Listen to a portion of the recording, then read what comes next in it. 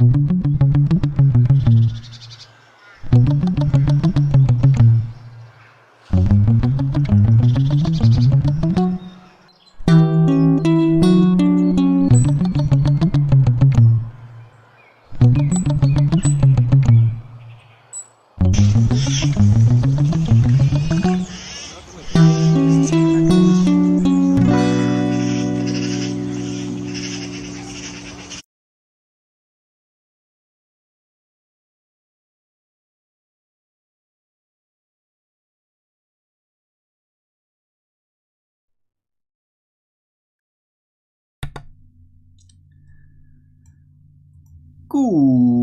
morning.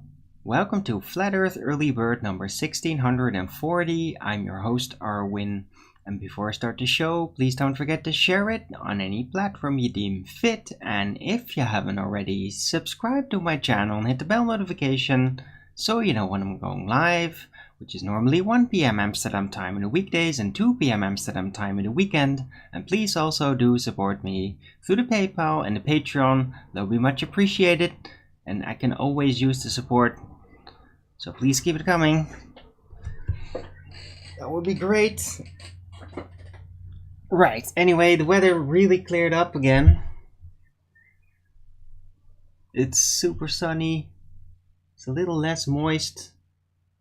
Bit of wind. It's just back to being a really nice day again. Sky looks much more blue. Because it's been really like a sticky day yesterday.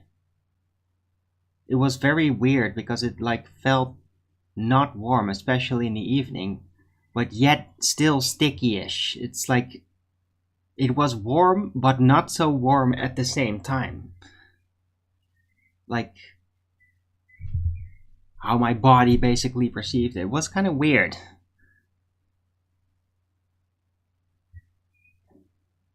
Because it's like just in the evening, I mean, like after sundown, just sitting in my t-shirt and my shorts, like it was too cold. But if I put something over it, then it became too warm. It was like, or too moist and sticky. So it was, yeah, it was weird. But now it's great. It looks like it's going to be a great Friday. Anyway, hello Fiber Oats first in chat. Antediluvian Catharsis, Taylor Vision. Good to see you all. It is Friday, the 23rd of June 2023. Not to be away or asleep. Right. Listening at work. Hey, television. Yeah, at work.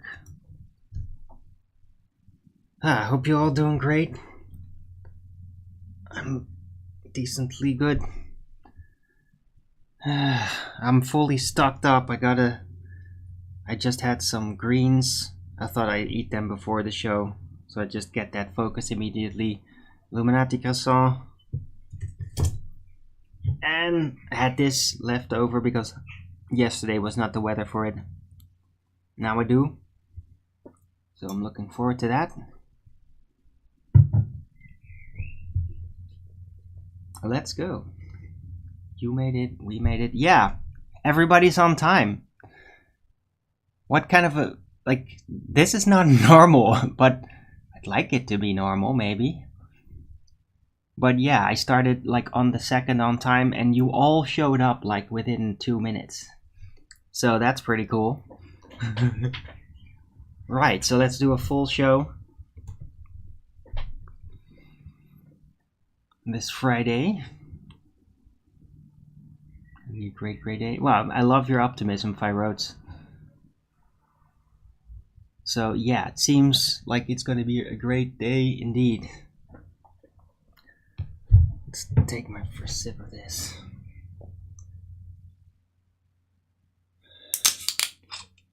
Man, I had all kinds of dreams again, but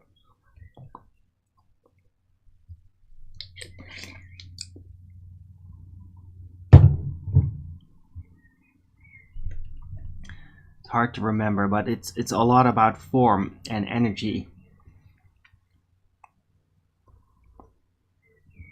Sometimes I kind of like use my ability to kind of like conjure this sub image of my life, and in retrospect it's kind of weird because it feels very similar to the actual dark world experience that I had, like as if doing that almost created the very environment that I experienced while I was going through that timeless trip. Like, because every time I do that, it's like I remember having seen that from the other side. And yeah, quite surreal. But even during the vision and right now, it's quite a puzzle to kind of like figure out how to put my life together with everything that I got. Because there's a lot of like heels in the sand from me, especially when I was younger. So like it's continually like, how do I counterbalance that? And always thinking back to what it was like back then and the mindset I had by being much younger as I went through the vision.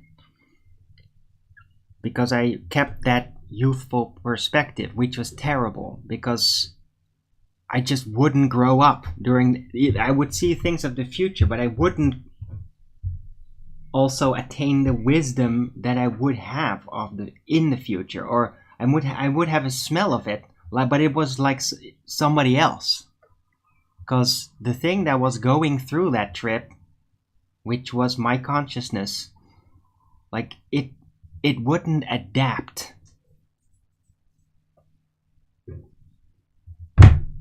It wouldn't adapt to the information. So it's like it was not a real experience. Because a real experience in the real world, well, you absorb that and then you process that and then it kind of slightly changes you, or a lot, but usually just slightly. Well, that entire experience didn't yield, which was really ironic because the only reason I even pushed so far was to try to get experience. Because I was so frustrated with not having it back then. Again, me being jealous of my future self.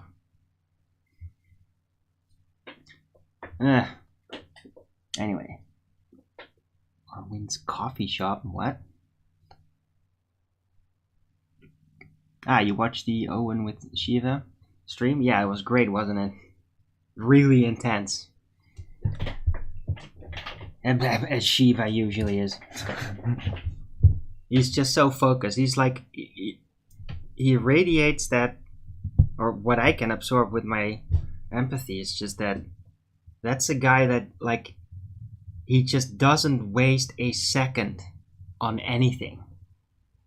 Like, he doesn't even get frustrated over stupidity or over wasted time. He just ignores all the things that he kind of like knows through his system pattern are ineffective.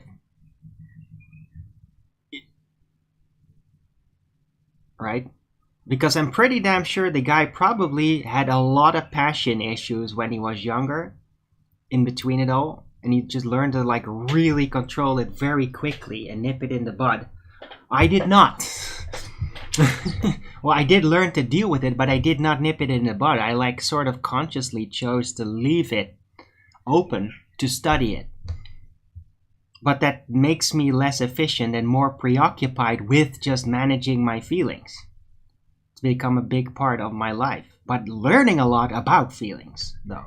And keeping that sensitivity, because I bet that Shiva, like, he's so entangled with these systems that he's probably like, his feelings would be really disconnected because he's just armored all the time, and he would rarely let down that guard. And like with Owen, that's like one of the few moments where it's almost like he does actually let it down, but you rarely see that. He's almost always like a robot because he's just always having that armor up. because he knows like everybody is like brutally retarded compared to him, and they're just all trying their best, but they have no idea what they're doing, and he can probably feel that all the time. So he's just like, I'm ignoring all of it, and I'm just like a computer unrolling the system that I know will work. And he even proved it. And that's just what he does. It's remarkable.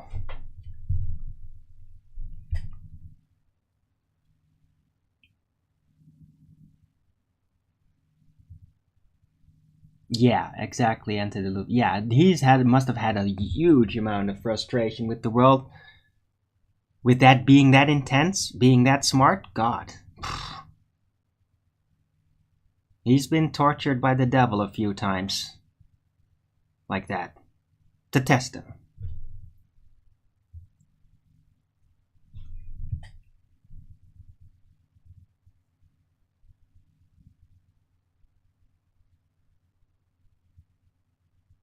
Yeah.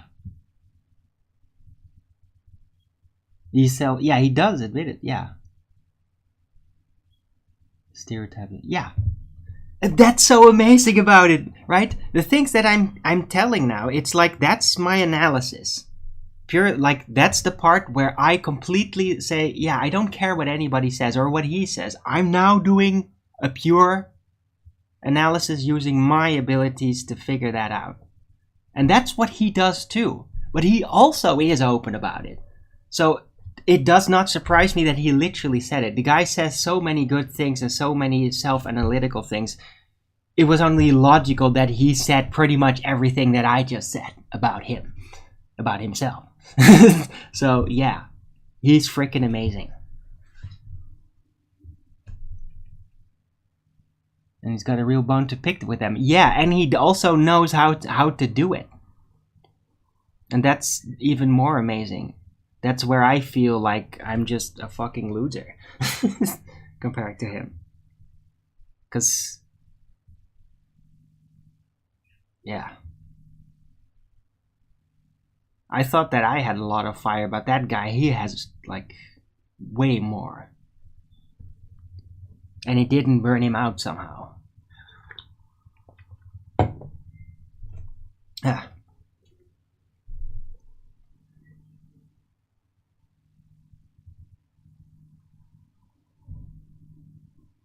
He probably had a couple of really good and inspired teachers and counselors. Like, if you didn't have that, you wouldn't be able to develop so stable into something that stable. I wonder.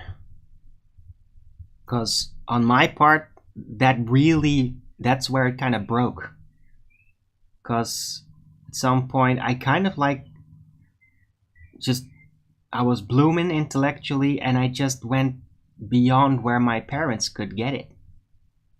And it's like each of my parents had their own sort of unique specialty. It's like their corner within the soup of things that exist and that you can talk about, right? And they all had their focus, their specialty. My brother was like really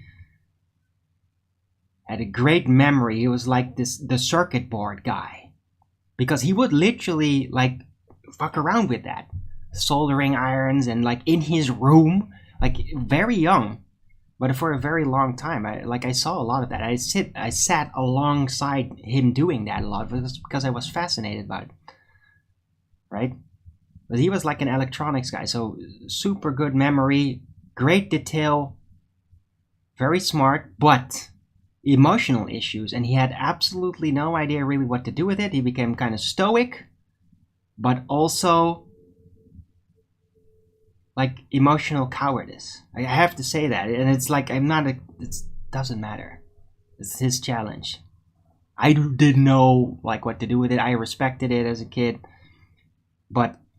and my mother was like more like this harmony, musical, fractal pattern type person that was really more in the fractal type of thinking, and that's what I shared with her a lot. And my dad's really was always more about the more down to earth, like, yeah, let it all just make noise and oh, it's all so complicated, but he would always be the guy that's like, no, but it's actually really simple underneath it all. And through him, I got some kind of exposure to like Jesus Christ. But not really like, oh, here is the Bible. But just like, no, he was inspired by Jesus Christ personally, separately from religion. Which is kind of interesting because in a way that seems kind of where I've gone. They all had their own focus grounds, things that they were good at. But then when I really was like, and here's what I got this spiritual insight and empathy and like real sensitivity, but also like detail systems, like fractal patterns. I can connect it all up, and I can figure out things with it. But they all kind of like, none of them were like enthusiastic about it. They all had fear responses in ways. They were all like, oh, Jesus, that's not, we can't control that. Like I was dangerous because of my potential. Because I did really try to manifest it young, because I was desperate to find some kind of specialty, some kind of function that I could perform in the world that would enable me to survive. Because I felt like the world was unbelievably hostile. Psychologically unbelievably hostile, so much that majority of people like didn't even notice it anymore, because they were all burned out in their fine senses, so that they would just become part of it all and not even realize it. They would just echo the same behavior, and it was torturous to me. Like that was actual like anxiety and like crying in my pillow type terrible feelings that I got from that type of realization throughout my preteens and my teens. I had a lot of grief because of that. And my parents just could not help me. And they even like started to like get into fight with each other. It got worse. And then they didn't have any attention for me whatsoever anymore. Even during all that panic that I couldn't find my way into society and still maintain myself. And my brother he just fled because he didn't know what to do with me. He was kind of intimidated by it, and he tried to uphold that bigger brother position, and he just knew that I like completely outshone him in certain ways, but he refused to accept that. Like he would reject my input about things.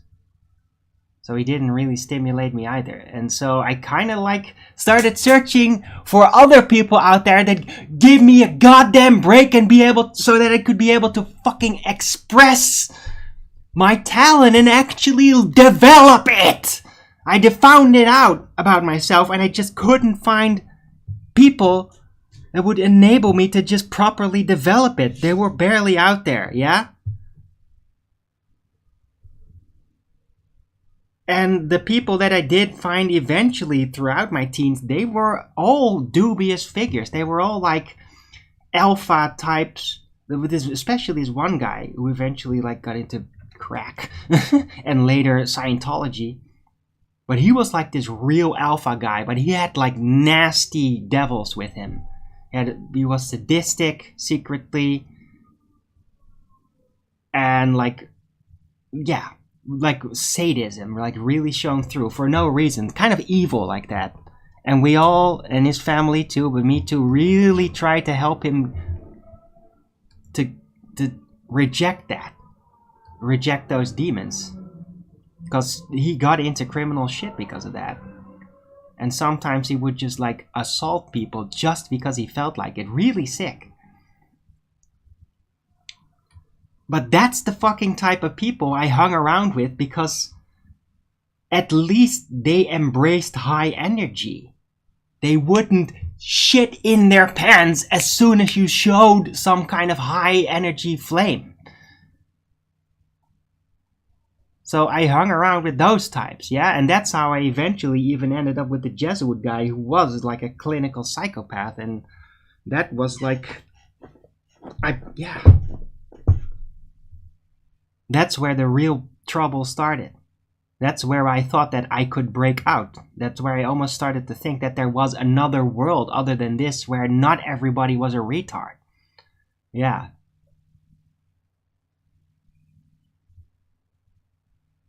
Unfortunately, I was sorely disappointed. It seemed only that the virtual demons that I got throughout my visions, and I don't even know what they were, that those were like, were they demons? Were they helpers? What the hell were they? But those seemed to be like the only things that would actually at least seem to emulate some kind of understanding towards what I am.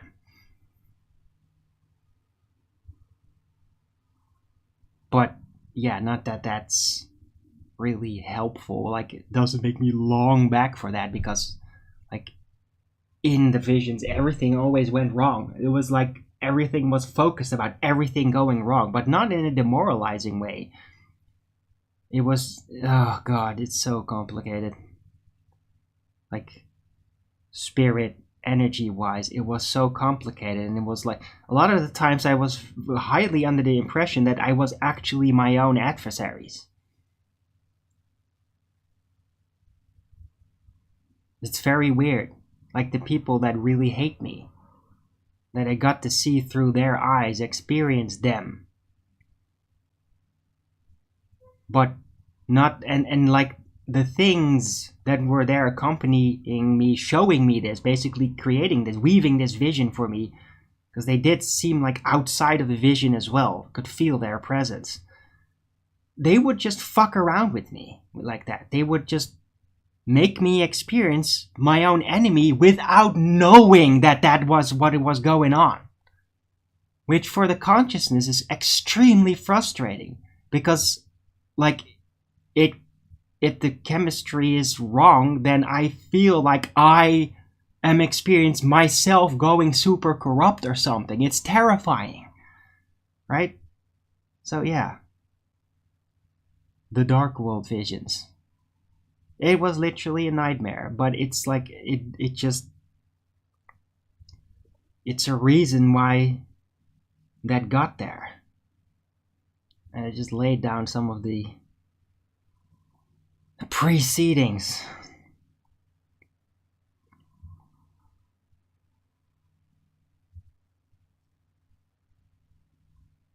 And then afterward, like around now, all I wish is that, but I mean, it doesn't work. But I wish that I would have been more confident and more brave, that there would be more smart people that wouldn't corrupt. Because at times I just felt like I'm the only one that's not corrupted and that can even see that there is such a thing.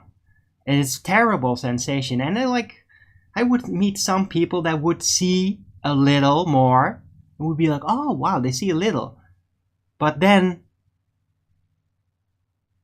they would still show so many things that they wouldn't see, right? And it would always end up in a disappointment. It would always end up in like, no, I am really the only guy.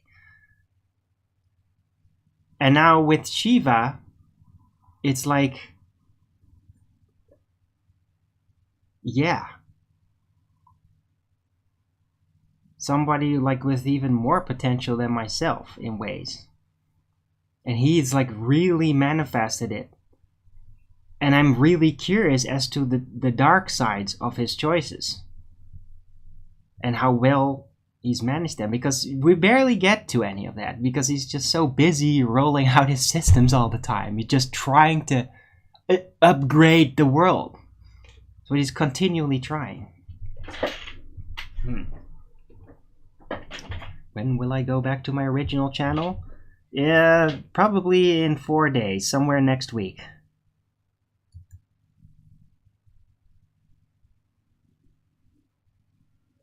Like Tuesday or Wednesday. Hello, Dank, by the way, good to see you. Akumu virus. I unblocked Aries 106. I just needed him out of my hair for a bit.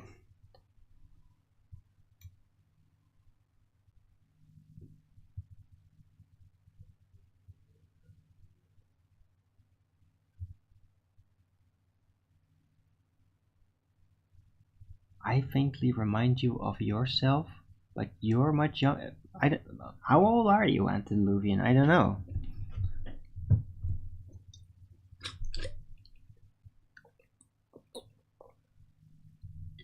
But I can tell you that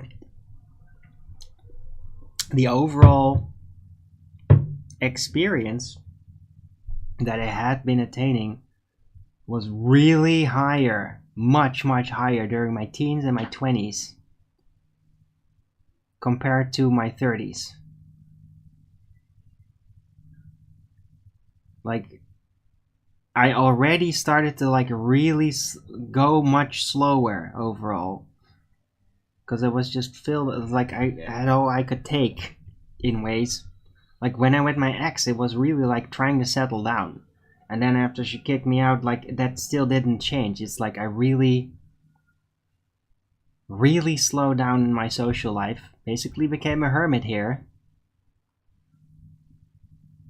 But I did have like a lot of room to develop intellectually, and I've worked on that. And communication wise.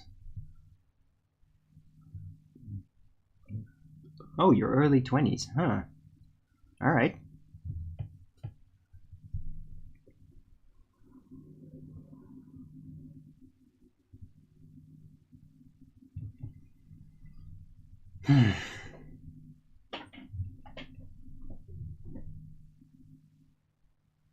Right. Anyway, getting distracted by the deep thinking, pondering that I do. Because, like, among those ponderings really is a lot of, like,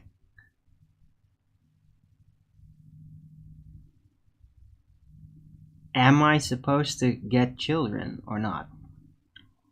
Because, sure, I want to, but once I had it, would it, like, because you gotta be careful with these types of things. Like, would I lose all this if I did? Because I could imagine that a kid, my kid, would be just as attention hungry and super needy intellectually just to get going as I was, or even worse. Now, it would probably, once that happened, be worth it, though. I realized that from other people's testimony about getting children. But I'm just kind of puzzled about it. Like, if I found the right woman, would I actually do it?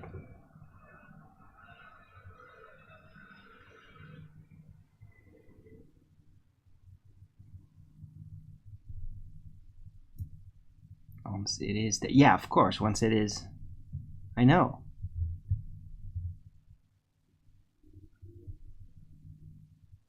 I think it really does also depend just on the person, right?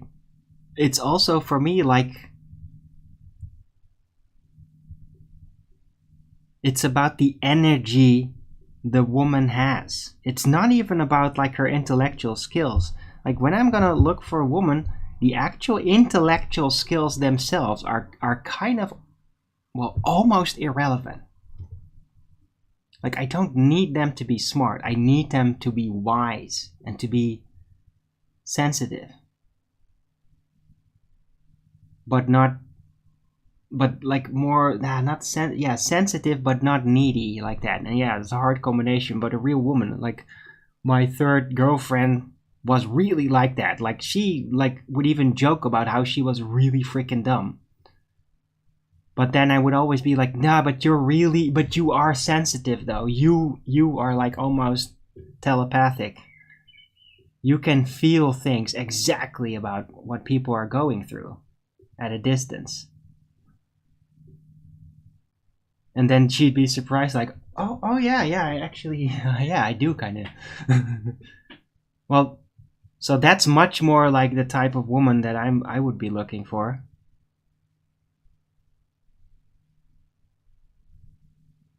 It's all about the flame they have inside, and would that flame combined with my flames yield a more stable soul chemistry for my offspring.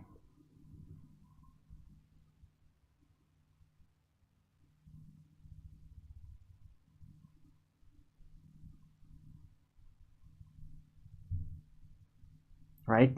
So that either I'd love to breed with a woman that's like passionate and like really works a lot, like continually, which I do not. I'm a loser compared to that. Like, I am not like a farmer. I wish I was sometimes, but I'm not. I'm a guy that's not a hard physical. I don't have that impulse of like I have to continually do that. I like to, when I do things, I just like to do it with more attention. That's how I do it, which is not typical for like people that are like really hard worker types. But I'd love to breed with that so that I could give my offspring would have a little bit more of that flame so that they would actually apply themselves more, unlike myself. And they could even maybe pull, and my wife pull that out of me more so that would catch up a bit. I don't know. These are the types of things that I think about.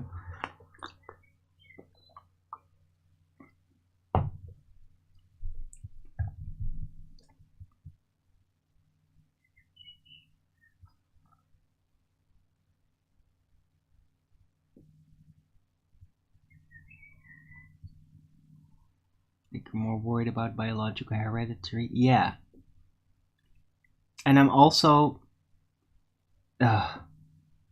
please, nobody take this the wrong way. I'm kind of worried that eventually I'd attract women that are like more into my freakiness side, and that would like not be good. Like that. Because those women don't want to breed, and if they do, then it would be kind of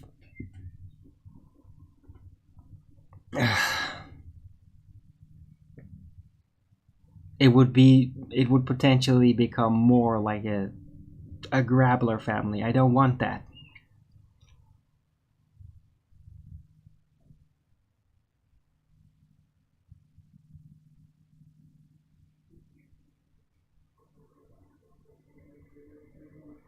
Right, anyway, I'm thinking about all this shit all the time, and I mean, yeah.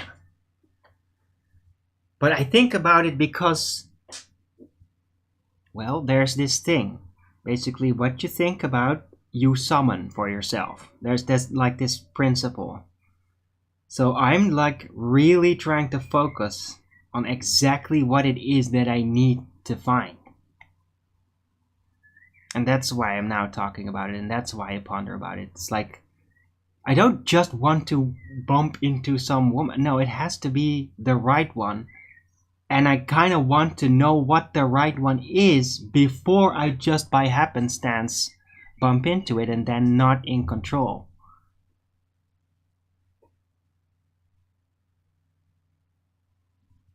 So I'm digging into my future destiny in esoteric sense.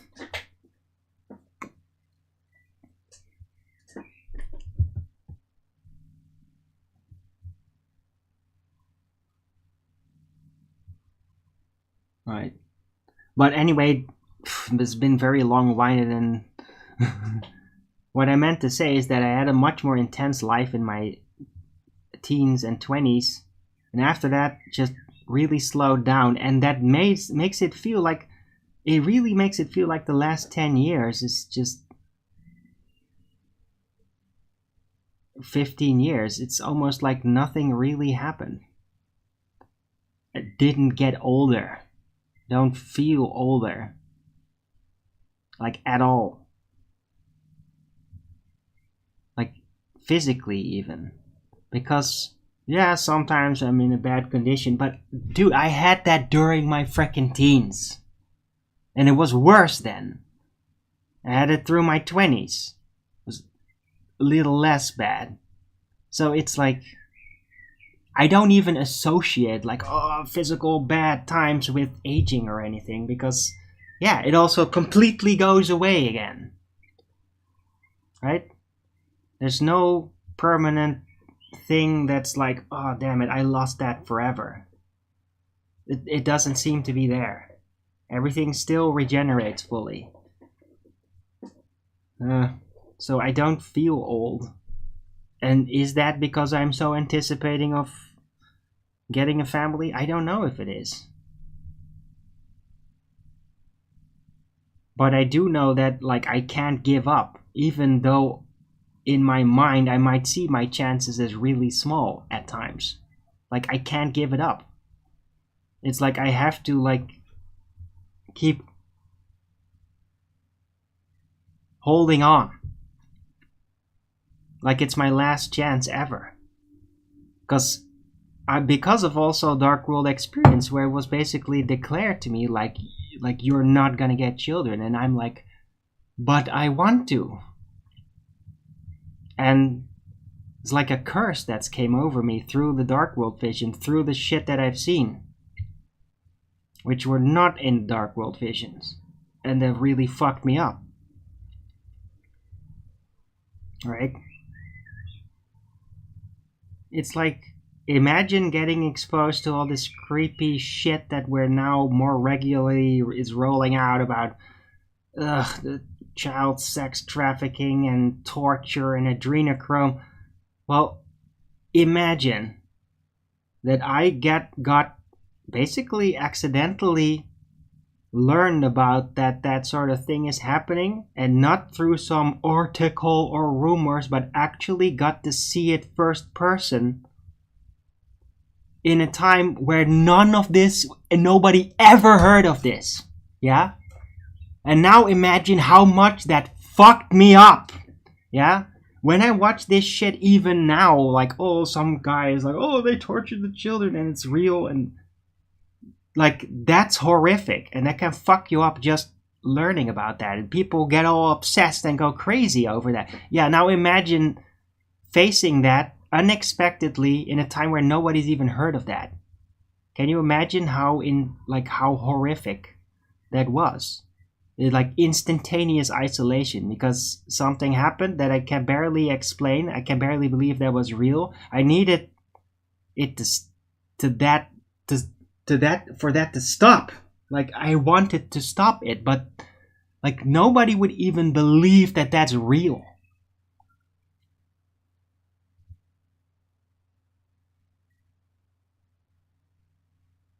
So I felt like seriously doomed, like I got involved in the mafia unwittingly, and it's like I'm gonna die. They're gonna kill me just for knowing this.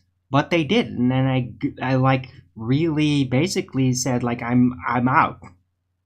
I didn't know if I was gonna die for doing that, but it seemed like I wasn't, because I also told them like, yeah, I am not gonna, like, by the time I will talk about this, you guys will probably have moved camp to somewhere else, some other basement.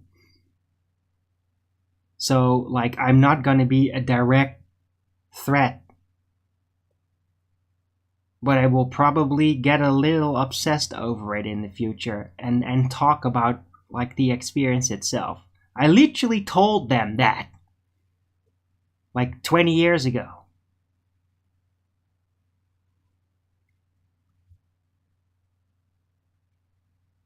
And now it's just, I can't even believe really that I went through all that. And that I basically like got sort of depressed and fucked up and isolated and like felt like surrounded by demons. No wonder I got into like witchcraft shit. It's like, yeah, the world's fucking ruled by demons and torturing people everywhere, and nobody even knows it. Everybody just goes to their job and thinks everything is all cool. All the politicians, while people are literally like selling their soul and their children and like getting tortured and like, what the fuck? And yeah, no wonder I got into witchcraft, because it's like, yeah, I'm in hell. This is fucking hell. This world is literally hell. And this insane things are happening everywhere, and people don't even see it. There's so much mind compartmentalization that I bet like a lot of people through their lifetime get to see like insane, horrific stuff. And they don't even remember it.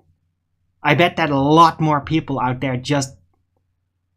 they just think they're doing their job and they're like, oh, they're a little party, and then somebody just does something really fucked up. And nobody can handle it. And it's like, yeah, but I want to think of you as a friend. I don't want to like be super miserable and sick, so I'm just going to pretend this never happened. Yeah? Because that's a lot of things that were happening. Like even during my teens.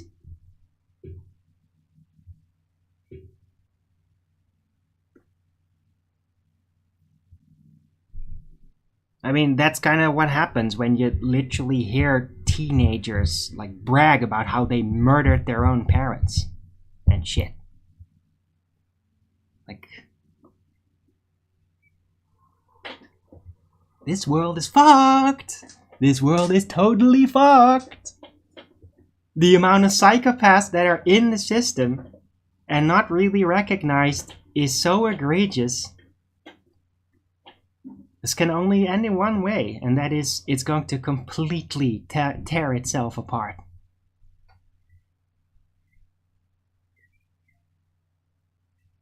And we're seeing it right now. Just look at like the majority of people in the Dutch government.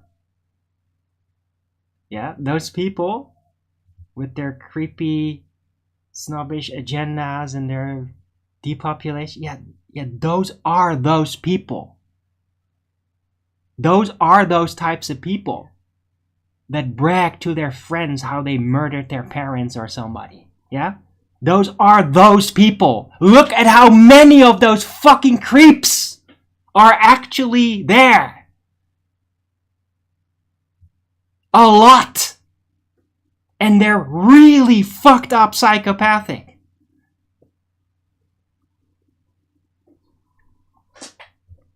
And they will not go away, and they will not stop shoving it in your face, and they will not reform, they will not back down. They'll only roll out worse, and worse, and worse, until it's so surreal and nightmarish that most people just like, okay, I'm just gonna try to live my life until they basically come and shoot me in the face. Yeah? It's working. There's continual shit happening here in the country and just insane threats, and there is still resistance against it, but I mean, a lot of people are just demoralized. They're just demoralized. They're like, oh, we gotta stop them, but nobody knows how. Nobody fucking knows how to actually stop them. Yeah? These people should be in like 100 lifetimes of jail for all the crimes they've committed and that have been already exposed. It's not even all of it. And nobody knows how to get them in the jail. Yeah? Everybody's just yelling it. Oh, we gotta get him in jail. Oh, they gotta stop them. Oh, this can't go any longer. Nobody knows how to put them there.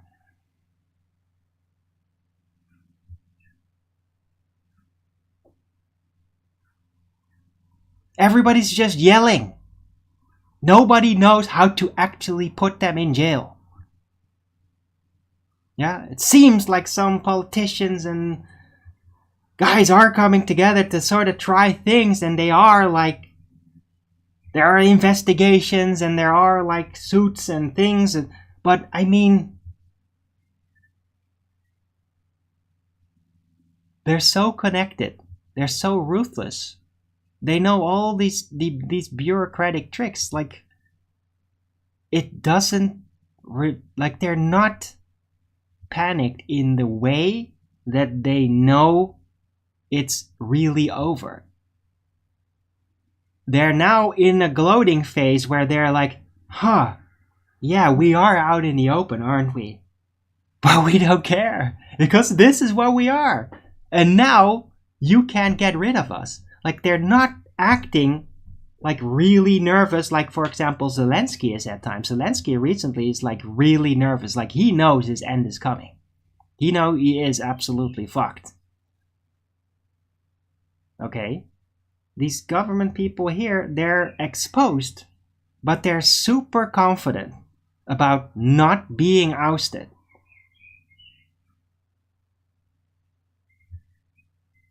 So my conclusion is like, how do we get them there? How do we get them in court and actually have jail sentence time? How do we make it happen with everything that's exposed? Like, what do we do, guys? What farmer resistance force here in the Netherlands? How do we do this? Forum for Democracy still assuming that you're not secretly controlled opposition by now because you're so in over your head. I wouldn't even blame you at this point. But what do we really do? Because all these procedures and all the following the rule, how do we actually get them in jail?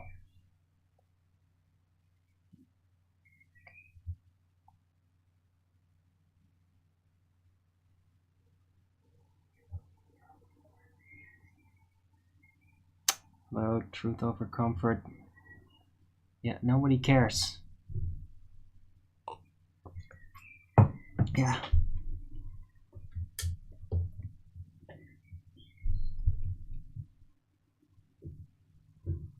Yeah, and by the way, Quantum of Conscious had a really interesting show yesterday too.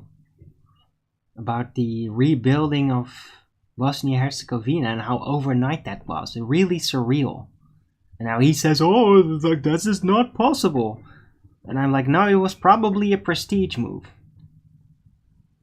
I understand these things.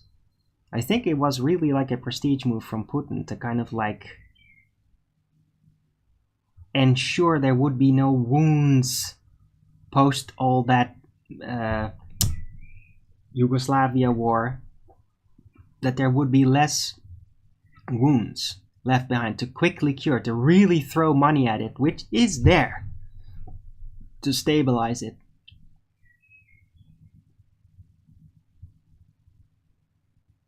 And even in Ukraine, there are regions that were like completely blown up and shit, that have like been completely rebuilt like really quickly. So when that happens, that's because of prestige. It's not because of natural procedure. Natural procedure is it takes a long ass time. It's like the auto roll. It's a slow recovery. But if you're doing it prestige style, then it's just you throw a giant amount of money at it. Corporations, specialists from all over the world all come and just fix it really quickly with all the resources they need. That's the difference. But that's a prestige move. That's like done for a tactical reason. The quick restoration. Right? And also it means it is destined to be stable. Because they wouldn't do that if they knew it would just immediately blow up again.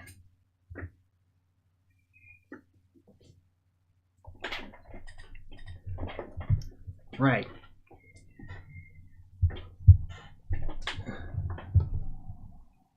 Hey, Godzilla. Good to see you. What are you guys all talking about? I've been kind of rambling for an hour. I've not really read your comments too much. Were they Dutch guys? Were they black metal? I was a Dutch black metal guy. They weren't just. They were more like death metal. And, well, these guys that I happened to hang around with, yeah, they were like serious Satanists.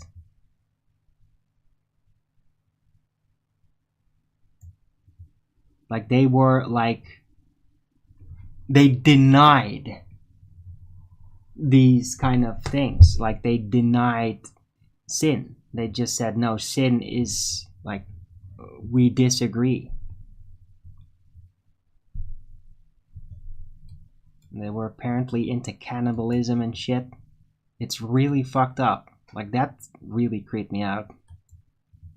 Like, I didn't understand, like, why the fuck would you want to do that? It's so fucking insane.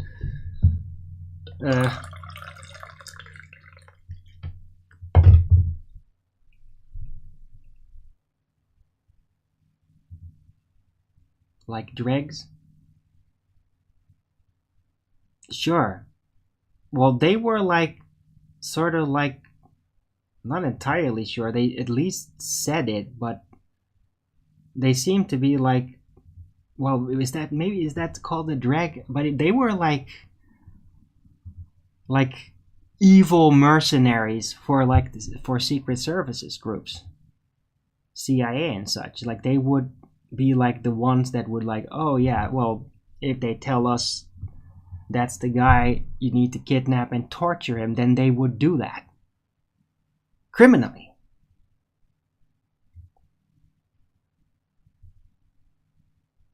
Really sick people. And I don't think they were shy of literally murdering children either.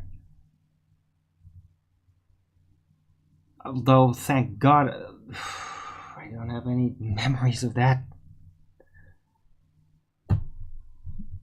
Like, actually seeing that. God. Except through Dark World visions, because I was crazy enough and stupid enough to actually, like, share sort of a Dark World trip with them. Like, it's so idiotic that I did that. It's like really still every time I think about it. It's like, oh my God, you fucking numb retard. Why the fuck did you expect that to yield anything? It's so stupid. But I basically had like an ayahuasca thing with them one time. And I like roamed around. They were just in the dark world, just simulating murdering and torturing. That's like all they were doing. That's what they used that vision thing for. So they were like really desperate to do that. It's fucked up, inhuman. Like, after that point, I realized like these people are like, that's really fucking possessed. Like, those people are not coming back because they literally, all they dream about is murder and torture. It's so fucking insane.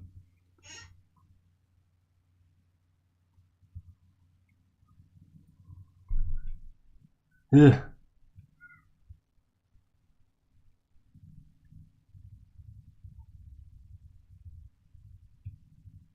Mafia gangs. Okay, that's great. Yeah. Well, they were sort of a gang.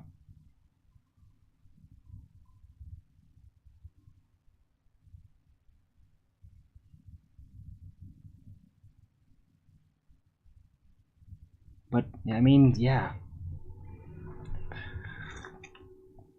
It was a complete waste of time.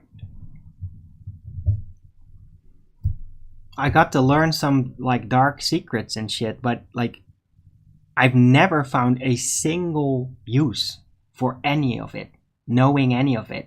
In retrospect, everything, even the reason why I sort of like try to get in there with my curiosity, it was all a fucking waste of time and energy. It's the one thing that I really wish I completely bypassed on.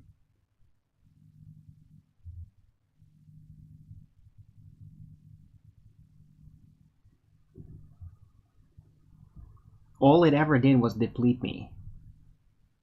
I really wish that I just had an instinct back then to just find new life. Find other people that weren't just complete fucking sick bastards. And I'm really puzzled about it. Like, why wouldn't I seek the light? Why was I always looking for dark secret corners? Like, why didn't I prioritize finding the right people more? Well, it's because I didn't meet any. I just didn't believe they existed. Or barely. And they weren't coherent.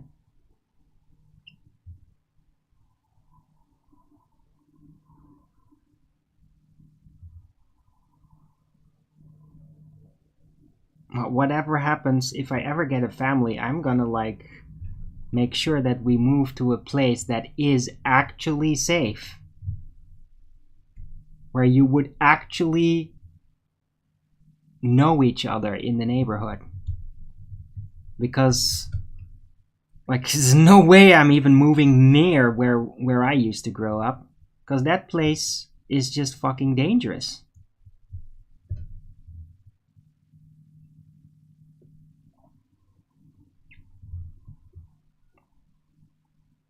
Shiva guy mentions the hero's journey. Yeah, that's cool.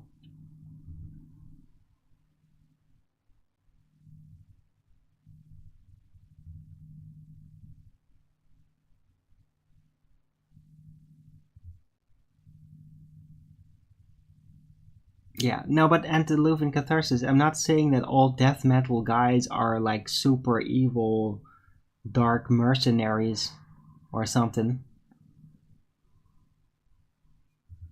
But these guys were, and they happened to be into like metal like that.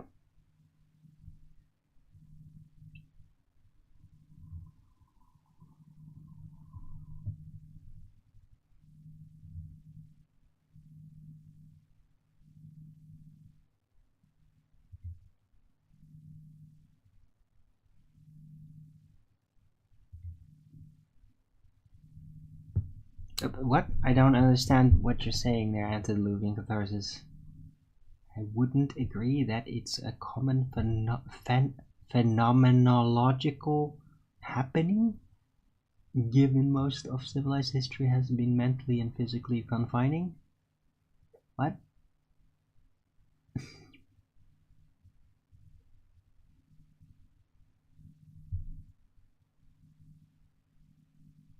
Yes, I agree. It attracts Satanist LARPers, people that just imagine how much they're so with Satan and all that, and dumb people that just want to be numbed down by it, right? But the same goes for like super hardcore shit. People that are into that, they just listen to that to do drugs and be hypnotized and just boom, boom, boom, be numbed down. Well, yeah, death metal guys do the death metal to be numbed down. That emotionally. To just be turned off. So they don't feel anything. They don't feel how much they hate things about themselves and shit. They want to be like demons from hell. And just like, oh, send us over there, we'll fuck it all up. Not that they all are violent, but that's like what that experience is like. And I don't like that. I don't like. I'm not just a demon that you can just send over and do damage. Like, no. I hate death metal. I find it very repulsive. That style of music. Black metal, already freaking dark enough, man. But at least that had some melody. At least that had some emotional context. Yes, like it tortured emotional context. But at least it had emotion. It's not just like, oh, turn it off, it doesn't exist, you can do whatever you want. No.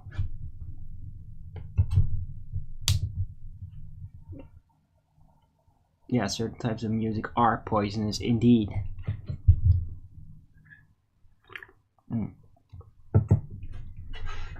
Might be getting a package, by the way.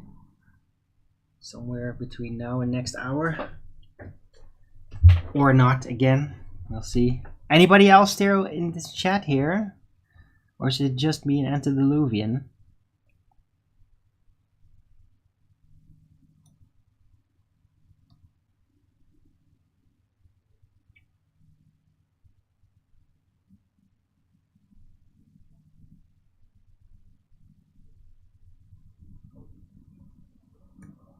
Where's everybody else? Oh, okay, Godzilla. Hope you thought what I talked about was interesting. I don't know. Dark shit from the past. I mean, it does haunt me because I'm really good right now. I am like really trying to be a paladin. And even back then, I sort of tried to be that. I was like a paladin undercover, which is crazy.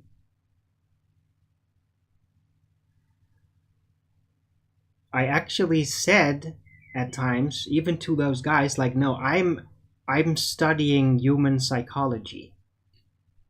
Really. And it was true. Right? Because yeah, here's another thing.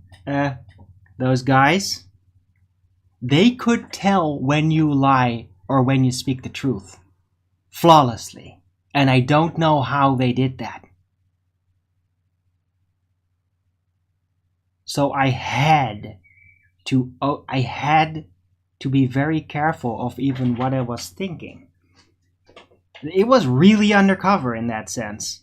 I was undercover with Satanists and pretending to be like a neutral type. I was just more, yeah, pretending to be like I'm a crazy scientist. I'm studying evil because I want to understand it. I want to understand it as part of creation.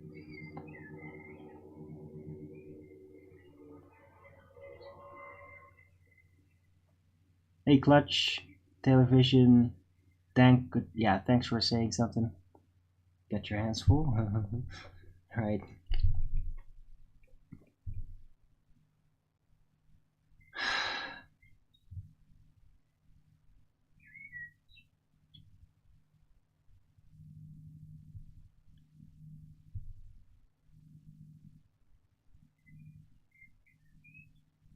The problem is often is that I think that I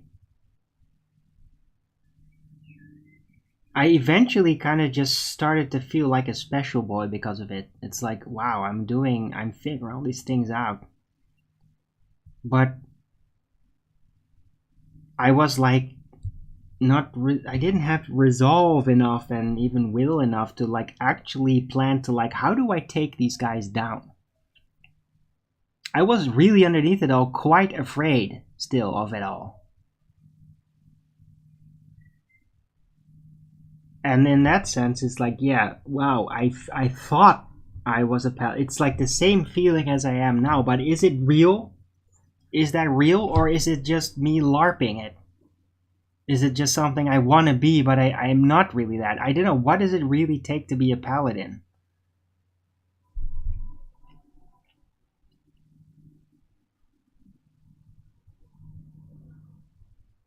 Because, yeah, I learned something from it, but I mean,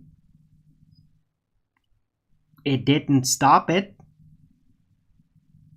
Although, well, it seemed that I really couldn't. Because there was, yeah, Secret Service involvement, and they apparently insisted that this would happen.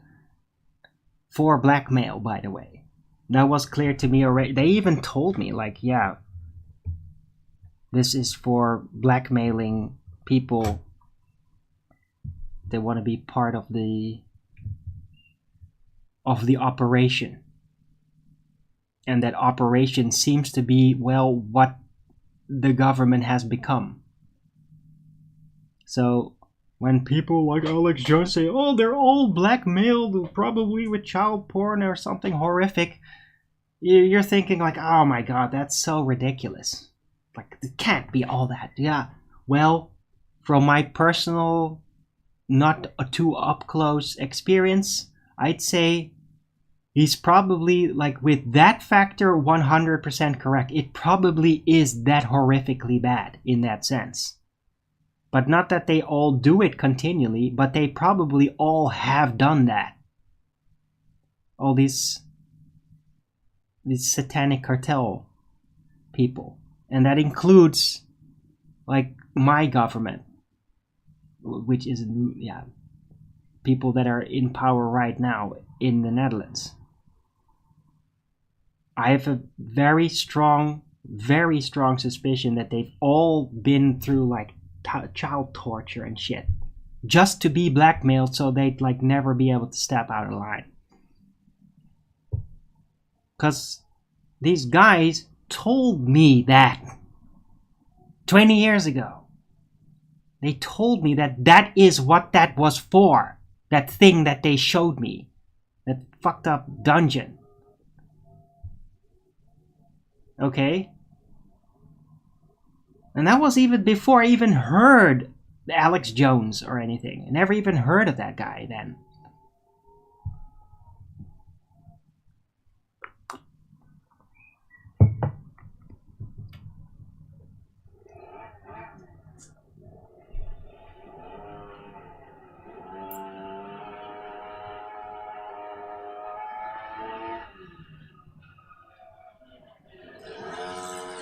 Think you have to take...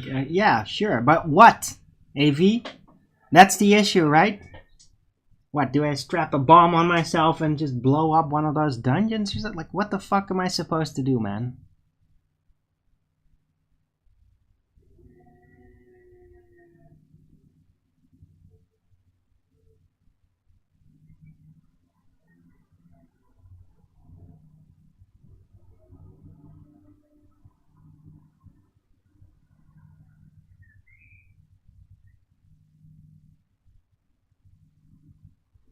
Yeah.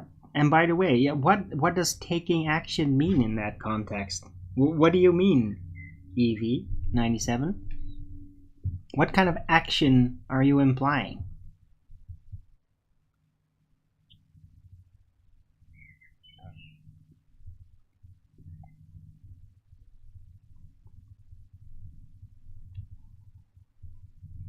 Definitely no. Yeah, I know. I was being sarcastic there, but thanks for saying that anyway.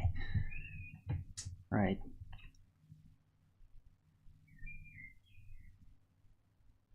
The point is that whenever I communicate, especially to people that are working in the government, especially here locally, my paladin duties have really, for me, become like, be an example, be efficient, always radiate good morality. Like, that's the most important part. It's like, even when I'm fucking poor, I'll still be able to be proud and like be okay with that and strong. That I just radiate that I'm serious and I'm strong and I'm not like letting go or like, oh well, nobody's watching, cameras are watching, so I can just be like, I can just be a sniveling little demon or something. No, I'm always strong like that, especially when people get to see it. Any people. And whenever I communicate to people like that are working, for example, in the government, I always convey like the bigger picture every time. So last time, one of these government people from this city like had me over for like a sort of a update thing on one of my activities involving social welfare. I told him like, yeah, I'm actually really really worried about the sexualization of children in this city. Like, because SJW stuff and tranny stuff and like, it's like sort of here, but they've not really went super hard on it. And I'm like, I really hope that doesn't happen. I want that, wherever it could grow, I want that to be completely halted and potentially reversed. And I communicated that just directly, and it's just like straight in the eye saying that very seriously. And it's just, I take my communications very seriously. It's like, whenever I say to somebody in that government, I say it like it's an official, almost like there's an undercover communication there. Because like, this is really important. And they feel that. And I wonder sometimes if I'm actually communicating to like a spirit that is not them, that is part of the government. Because I'm literally trying to communicate to the spirit of the government. And that doesn't mean the cartel people. That means all the other people, the ones that actually sit behind the desk, sit behind the phone, right? That do all the administration stuff. Because that's actually the government. That's the actual government. The ones that do the work. And I think it's really important to show them like, hey, we're really doing our best to be moral and to be right, and I'm not blaming you for all this shit that's happening. I think that's really important to do for everybody. Everybody. But especially guys that are kind of awake, like, well, you guys in chat. To always make sure that if you're gonna be involved with government or whatever, that you don't be negative. That you always approach them with honor, and even if the person is a little bit snivelly or gravelly, that you excuse them for that, and that you address them like almost like a leader against another leader. I think if we do that, that could literally like remoralize government, because I think that if people in government are very moral spirited, that's really good. It's really good on everything. It stabilizes. It makes people less anxious. If people in the government that actually do the work, that do the administration, not the people sitting on top like a pile of shit, but the people that actually are in the government doing that, if they're all really have a good moral spirit and not are insane, deluded, or part of some cult like a climate cult or depopulation cult thing, they're not part of that, but they're really good moral spirit. That's good. That's good for the region. That's good for what they have influence over. And we can do something about that. It's like you can actually improve your government from the grassroots up, from the basic people that work there. You're not going to change those crazy bastards on top that are conspiring and having all this creepy shit, but you can get to the workers and infuse them with morality. And that would do great. I think that's something that we can do. I hope you guys are listening. Because this is everywhere. It's not just my country. It's also England and America, all of Europe. Right? Don't just look at the top of the pyramid and say that's fucking Satan, it's evil, it's sick.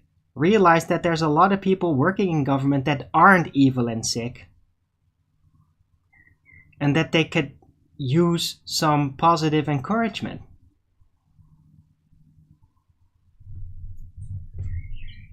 Right? And by the way, it's great to have somebody to be connected to somebody that has a job in government that has good morals. You know, that's a great connection to have, especially for like unexpected turn of events. It's great to have a connection, and they can even update you, right? If you're like become friends, they can update you like, oh, there's some gathering, like the conference today about this. You could get a heads up even. So yeah, infiltrate the cabinets. No, not the cabinets. Infiltrate the government, but not the cabinets, but actually the grassroots, the people that actually work in the government, and like help improve their morality. Make them realize like, hey, you can actually do a lot of good with that job, but realize what is evil and reject that. And maybe even publicly try to reject that, right? You could do a lot of good. I think that people like me and you guys, because a lot of you guys in my chat have traits similar to me, Einzelgängers, you could do that too, right? The government isn't just those nasty people on top.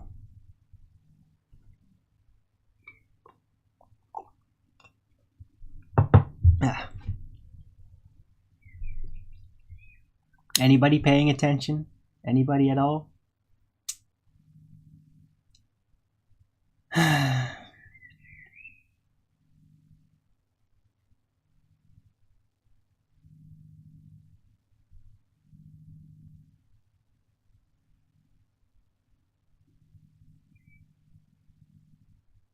Oh,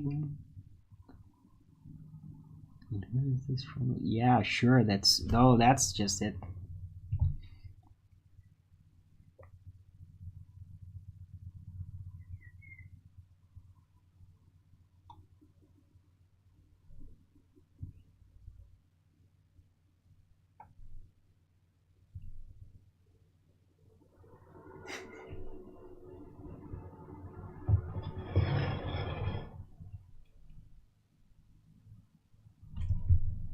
Missing. Yeah, I am, because everybody's just talking about completely different stuff.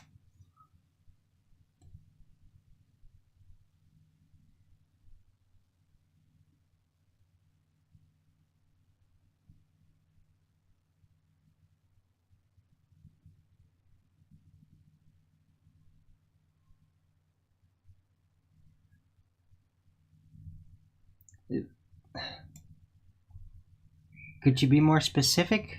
I'm scrolling through it, AV, but I don't know what comments actually were addressing what I've been talking about for like the last half hour. At all.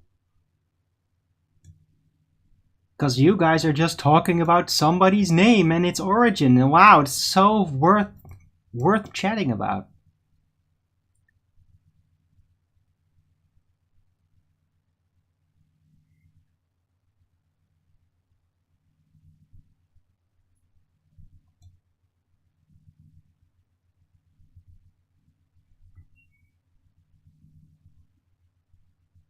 When did I start reading into Rudolf Steiner?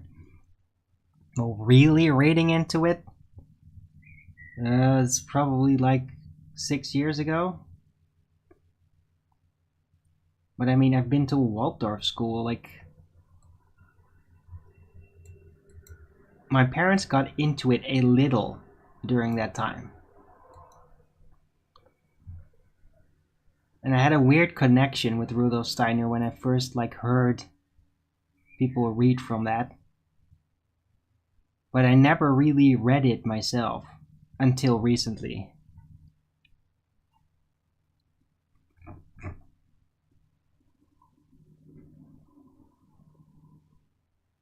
Look up the names of those guys. Dude, they're not. I don't know their names. I only know it of one, and that's the Jesuit guy. And he's a banker, and there's nothing I can do. And I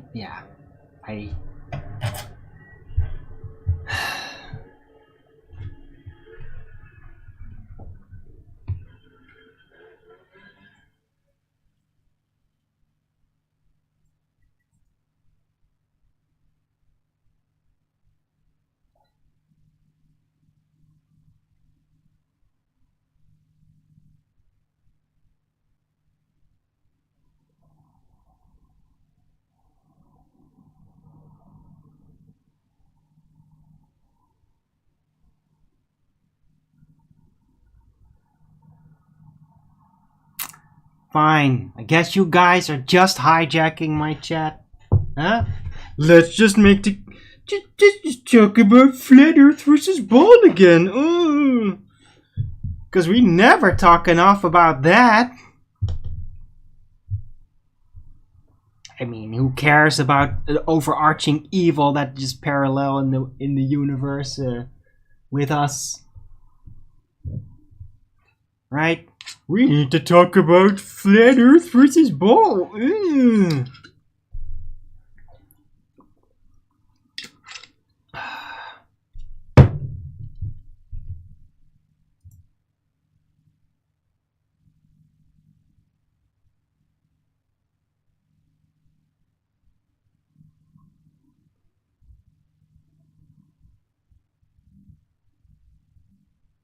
Big D&D fan myself. Okay.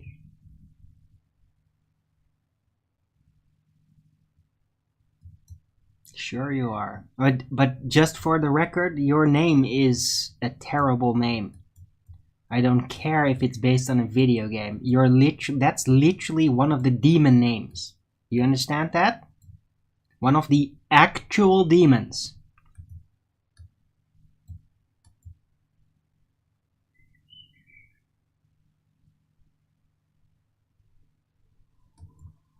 So, yeah, just take that into consideration as you're using a fictional name. Yeah.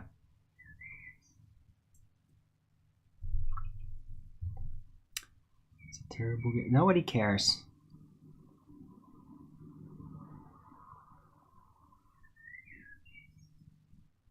I got one question about it, though. Is it the same as Diablo 3, or is it like a little bit more like Diablo 2? That's it. That's the question. Because from what I've seen, no, Lilith. I don't care.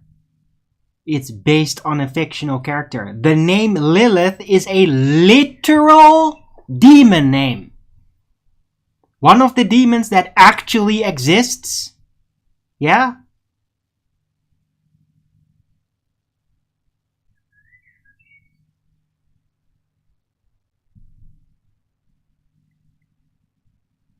More like Diablo 2. Okay, that's cool. What? Oh, what? Oh, you never thought of that. Oh!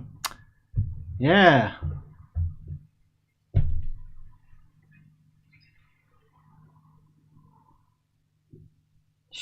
What? Demon. An actual entity. Part of Satan. Yeah? The army of Satan. The demons. The actual beings. The non-human entities. On the other side. Yeah? One of them is Lilith.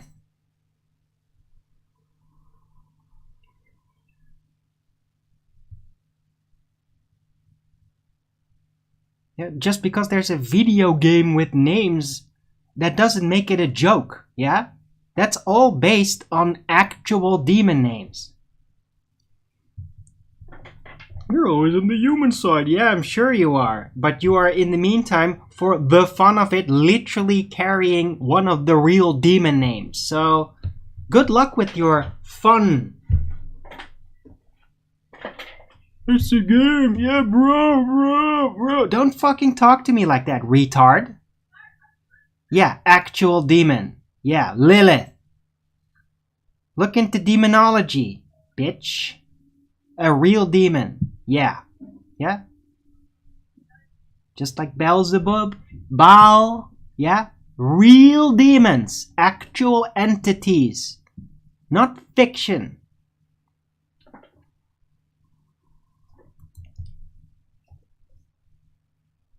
What the fuck are you blabbering about, bitch? I wrote a D&D game. Yeah? I wrote the book. Literally wrote the book.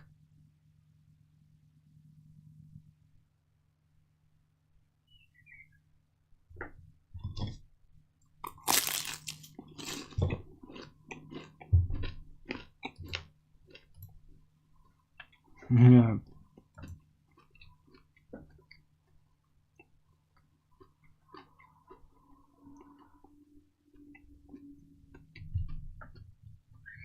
Not even worse. My issue with you is that you have no idea what the hell you're doing. Do you like to dye your hair blue or pink too? Lilith? You like doing that?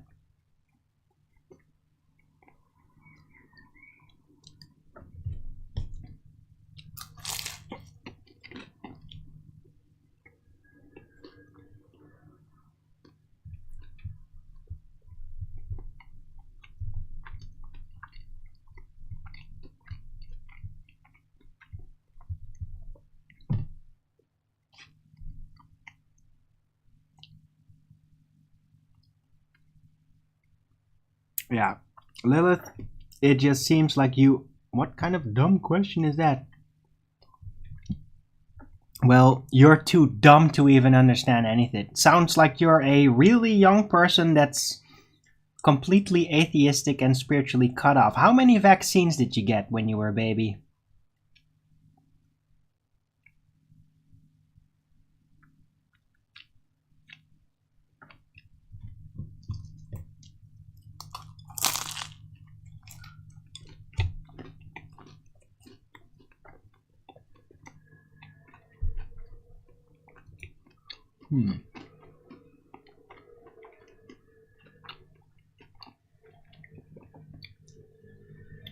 Oh, really?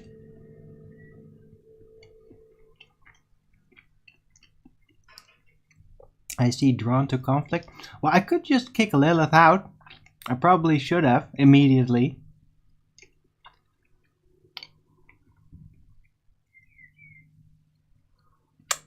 Thing is I have this thing where I kind of have to give people the benefit of the doubt and kind of figure out who they really are first before I engage with that sort of thing.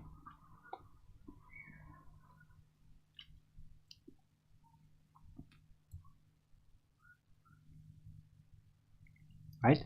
So Evie, maybe you should actually just say it, yeah? Because you're saying, oh, you're not reading. Yeah, I did. I read all the fucking comments in my chat. None of it addressed anything that I was talking about, yeah, Evie? So if there was, why don't you tell me? Yeah? Instead of complaining about how I'm not talking about it, I'm looking for conflict. What the fuck is your problem?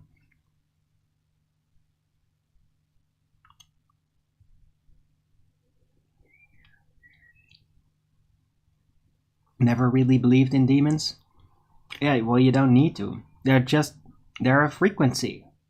They are the things that will take your place when you vacate. That's what happens.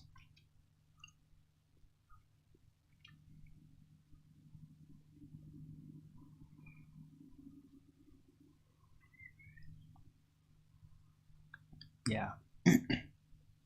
Yeah, Lilith, you know that thing about demons? Yeah. The entire concept of Diablo is completely ridiculous because you can't defeat demons with violence. At all. Like, not at all. That's like the giant grabbler trick of that entire game. Yeah? And in that sense, it is satanic because it's literally counterintuitive and lying to you. It's trying to convince you that you can defeat evil by killing everything. Yeah? That's exactly the opposite of reality.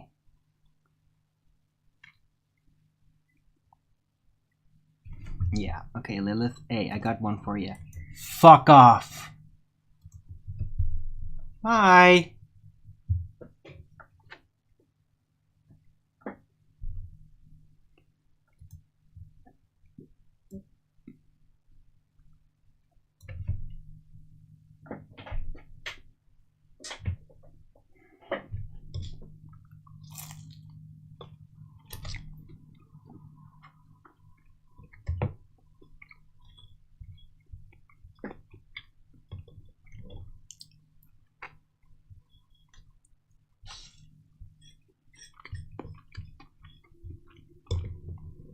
Ugh.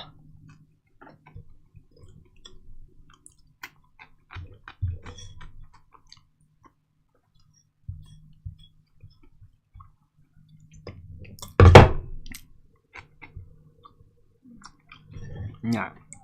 And the next time, I will literally kick him immediately. Huh?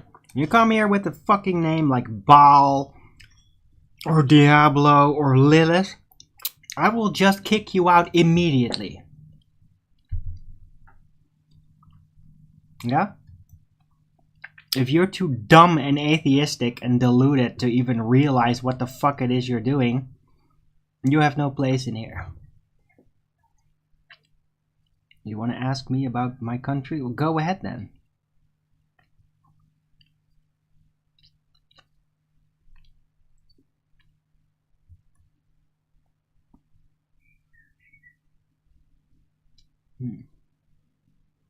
Got to see it to believe it? See what? A demon? Well, you can't. Because demons are not physical creatures, you see. Just like angels are not physical creatures. They're spirit. You can't see it to believe it because they're not physical. They're a frequency. They're the things that come and take over through your consciousness making you think that their actions are your actions. When you are vacated enough, when you become possessed, yeah? Demons are very real, but you don't get to see a physical form other than by hallucination or by internal projection. Like that you actually get a physical form for a demonic frequency or an entity. But more usually, you get to see a reformed visage of a person that is possessed by them, and then they look like a demon. But it's always based on a person. You don't get to meet a demon or know they even exist unless it's through a person, because that's how they manifest. They don't have a separate entity. They're not a separate entity in the realm. They only come through humans.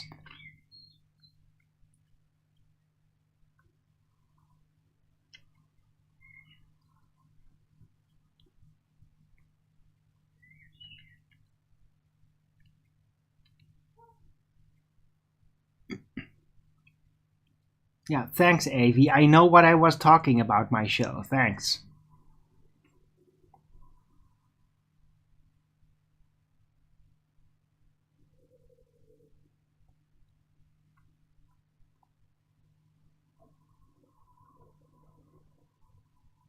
I have no idea what you're talking about. JD is here. Absolutely no idea. I literally don't know what you're talking about.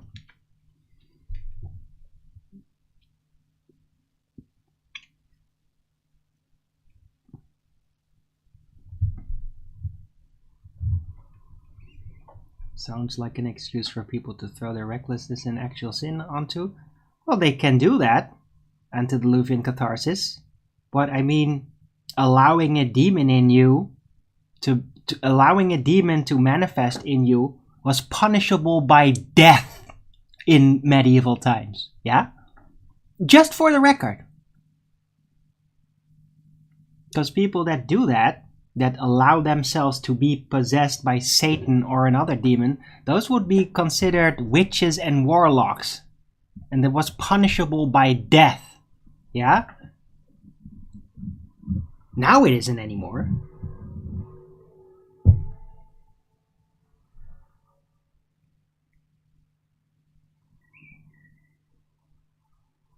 Yeah, so it doesn't matter whether you have an oh, it wasn't me. Well, that doesn't matter. You're still responsible. You vacated in order to be taken by a demon that then used you as a vessel to do damage. You are responsible for that. Doesn't matter whether you're going to blame a demon or not.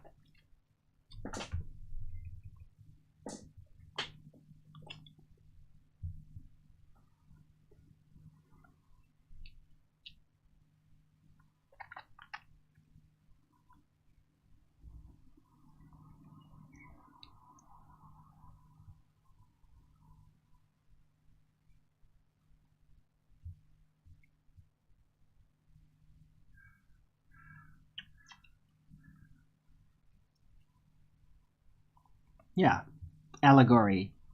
And that's fine. You can definitely consider it as such.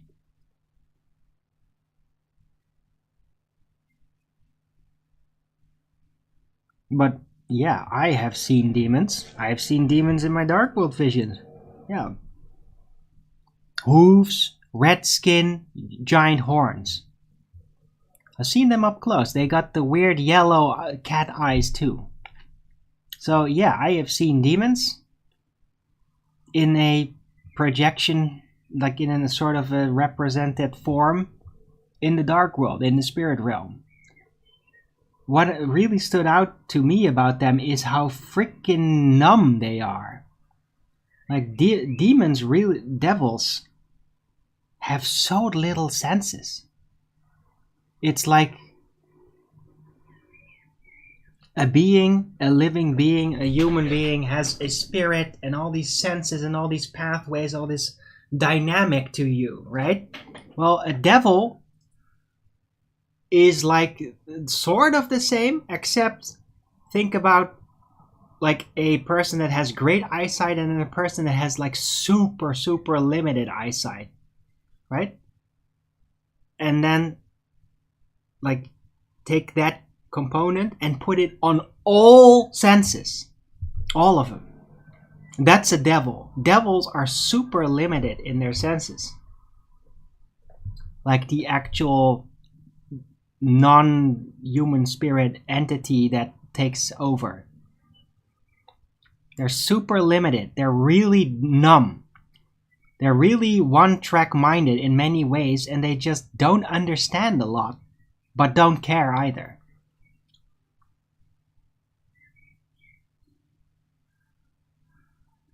So I'd say what really defines devils is their typical ignorant obsession.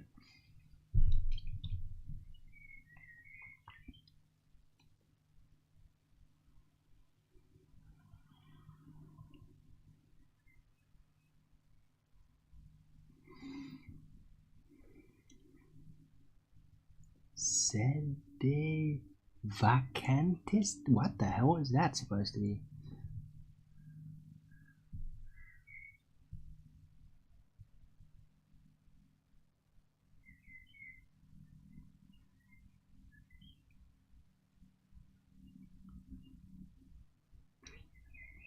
Yeah. Right. Well, I've abandoned Christianity really young. I thought, like, oh, I'm a Satanist because these churches are all corrupted. Then I realized that Satanist isn't really like Satanism simply rejoices at the corruption of all these churches. And that probably their leadership is in with the Satanists. And that's why they're all corrupted. But yeah, I've never like talked shit about Christ, about himself, about his wisdom, the power of his words, and his connection to God. I always was believing that. Like, even when I hadn't even read the Bible, I just knew it. I knew it about, just through other people, I knew.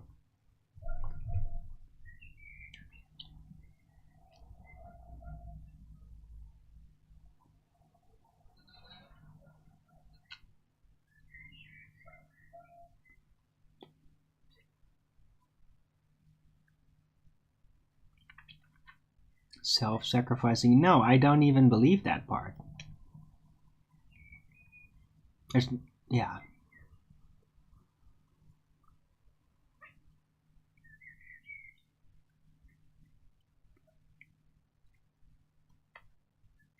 He did whatever was necessary to just ensure the continuation of his teaching.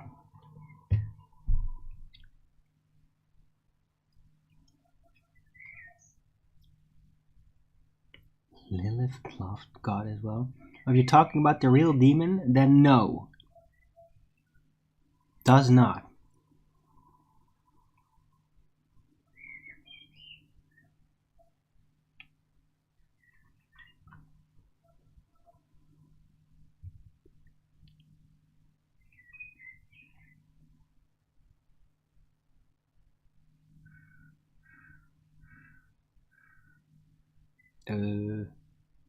Okay, Clutch. Are they? I don't know.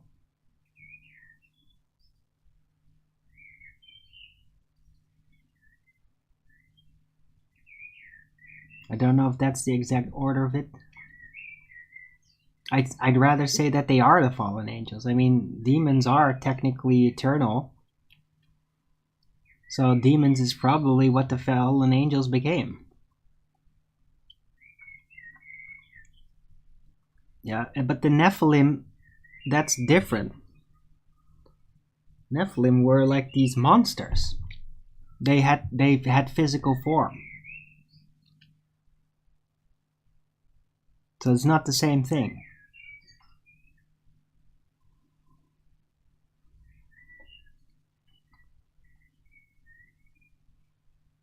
Hey Jado, good to see you.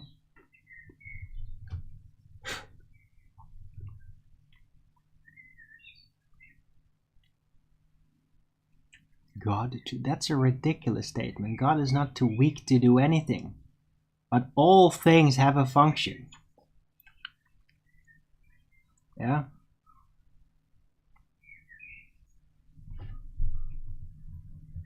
If Lilith is there, then she's there for a reason.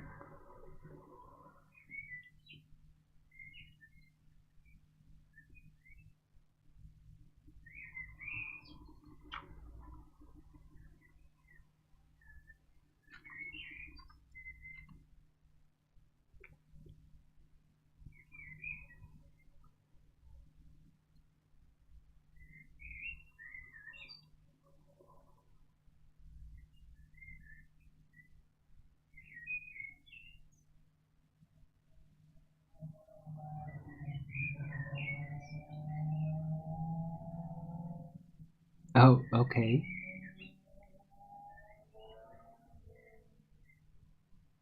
You feel I'm ignoring you? Well, sorry, AV. But yeah, if you want me to pay a little bit more attention, then maybe you should just like privately contact me, because this is like a class, so I don't like pay special attention to girls that I get in.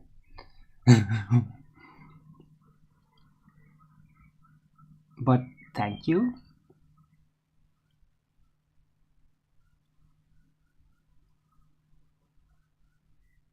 The chat's just very busy, AV.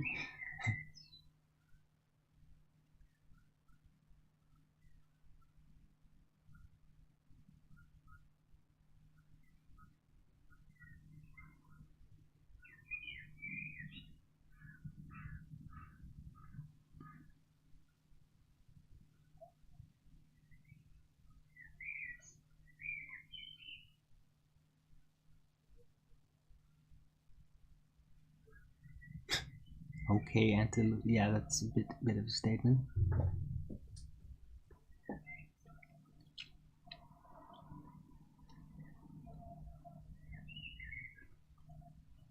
I expect her to notice her. Well, I don't know AV yet, so it's the first time she's popping up. I did say hello, but I mean, the first thing she did was basically complain.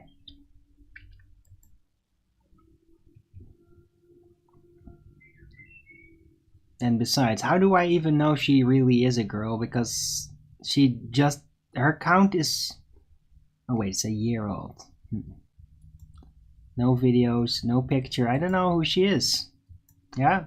Anybody could tell me they're a girl and all that. I don't have any proof of that. Yeah? What I do have proof of is that there are certain people out there that are obsessed, and I mean genuinely obsessed, in trying to manipulate me, demoralize me, do anything to catch me off guard, to make me buckle, to make me die down in energy, to stop my focus, in order to try and ruin what I do on my show. That is what I do know with absolute certainty, that those people are out there and that they do make sock accounts and that they try to get underneath my skin. Yeah? So excuse me if I don't treat somebody with a female account name and no picture that just came in my chat, if I don't treat them with some kind of preferential treatment. Yeah? Because I got bigger issues to worry about.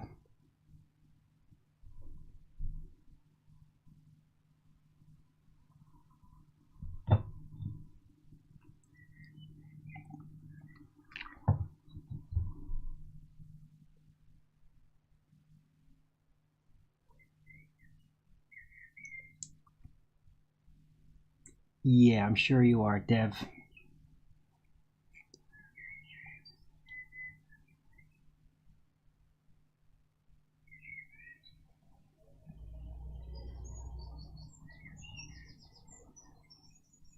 In a fraudulent stream? Oh, okay. Well, in that case, fuck off, bitch. Fraudulent stream. Oh my god, my fraudulent stream, guys. Such a fraudulent stream. Fraud about what? But I don't care for you to say anything. Just, I don't know what this is. What a bunch of bullshit.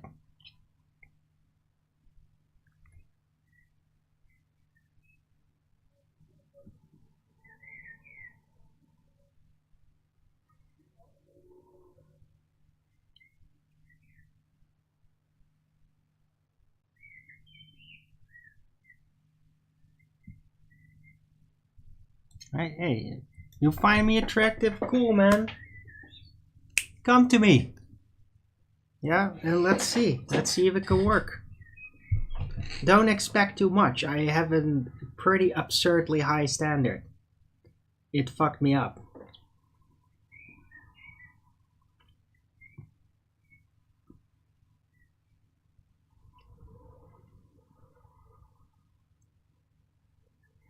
But yeah, I'm technically open for that sort of thing.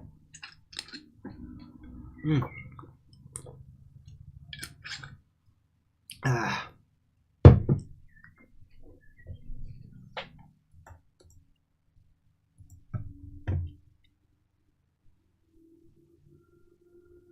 Hey, wow.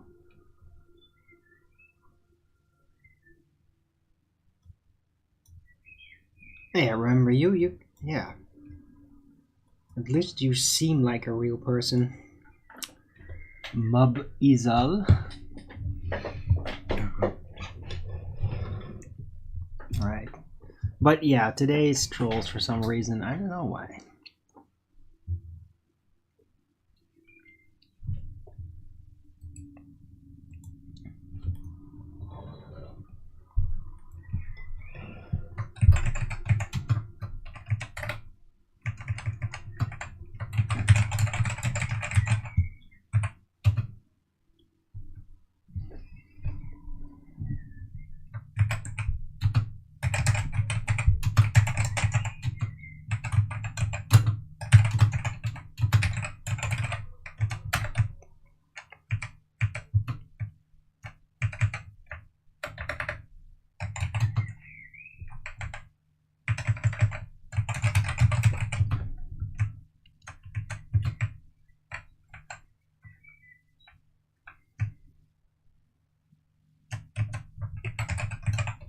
Okay, I've got some sort of name. It's just a preliminary though.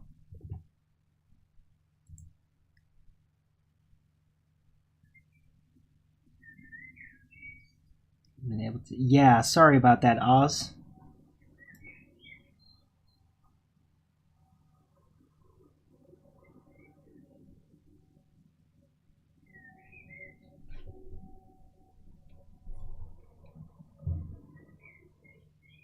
Okay, Richard, what does Mub Izal's name? Oh, lazy bum. Oh, right, I see it. Right.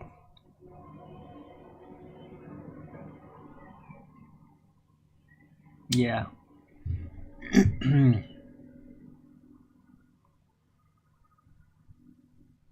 Just listen and in the end the chat. Yeah. Also, yeah. Now, I'd love to have continued, but I need some connection points sometimes. You can't just expect me to just keep on going and going and going and going for 2 hours straight without like connecting up. Because if you guys are suddenly gonna talk about something else in the chat and bicker about it, that's super distracting. Yeah, especially when it's not actually a subject really worth talking about. In this case, it was an opportunity to get into a bit of demonology because of the name. I get into that, so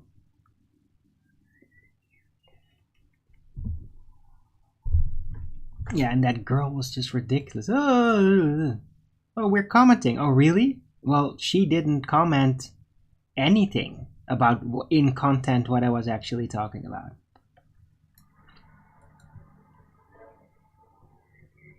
It's like serious. I mean, that almost felt like a baller getting onto Nathan's Discord or something during the live show and then saying like first time speaking up, like, yeah, why do you always have to mute me?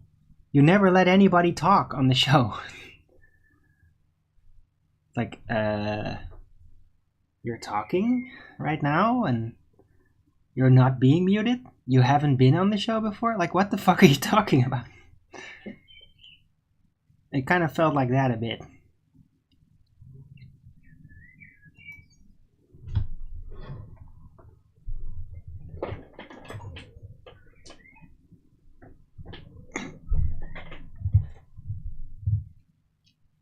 Probably not a girl.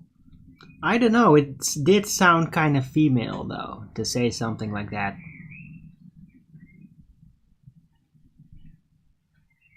So, that wasn't said by a man. Or a fag. Like, they don't talk like that. So it really did seem like an actual girl though. But I don't know. I'll believe it when I see it. Literally.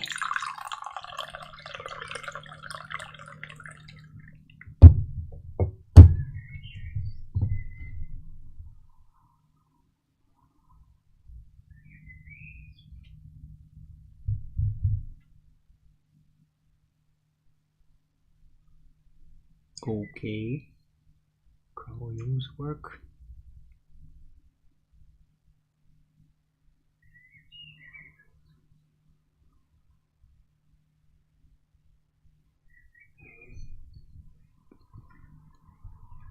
Yeah.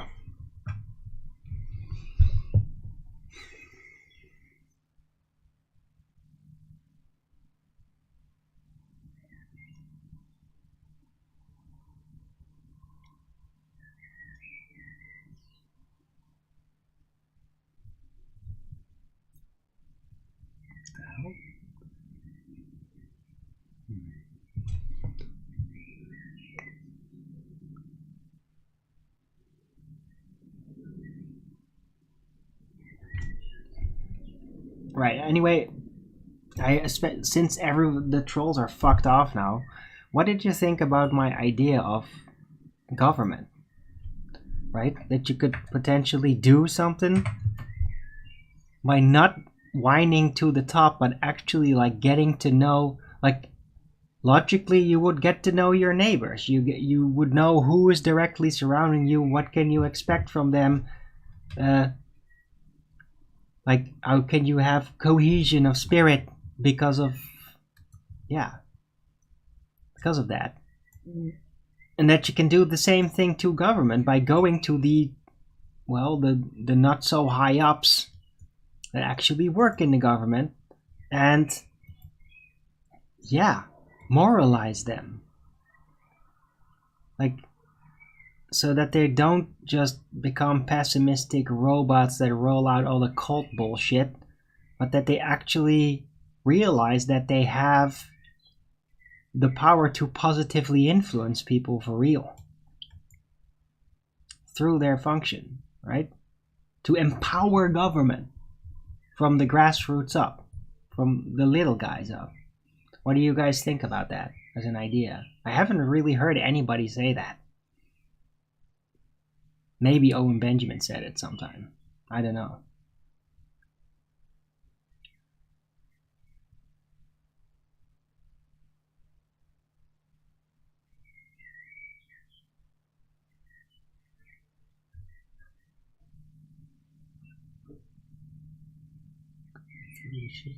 Oh, okay. Television. That's cool.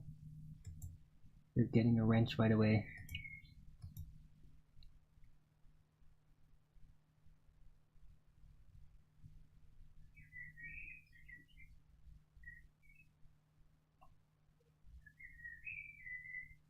Putting pressure on the individuals. The inverse. Okay, that's interesting. Antediluvian catharsis.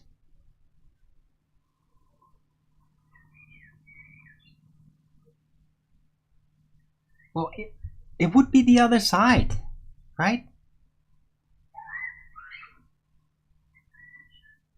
Because if you just put pressure on the individuals on top, which works, they could still, like, basically play the victim, like, oh, they're attacking me, government. The rest of you, we're one. And then they might draw them towards you. But if you also like befriend a lot of people in the government, like the actual workers, well, then they might be more inclined to actually say, like, no, we're not really part of you. You kind of suck. So it could work together. What do you think? Antediluvian catharsis.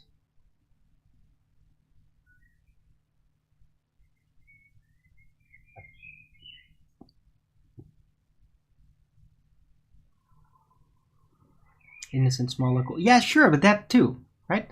But even like the workers, a smaller county mayor or something, right? The people that are obviously not part of the cartel, the swarm.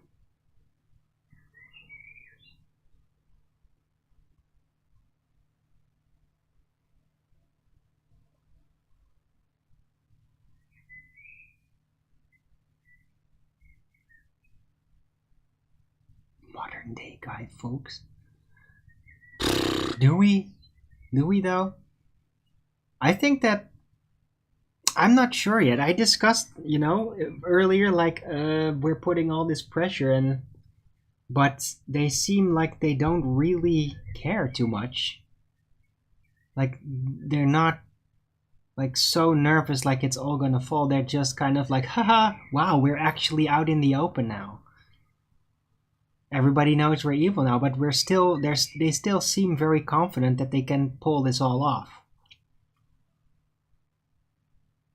That's what I'm getting from these cartel politicians here in the Netherlands.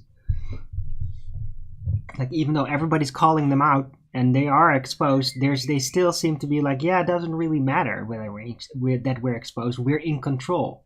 We have all our people in the right places, and we can just force everybody to do this. Right? And that's where the biggest problem is. Like, how do we get them to jail? How do we actually do it? And not just say that, well, we should do it. No, how do we actually achieve that?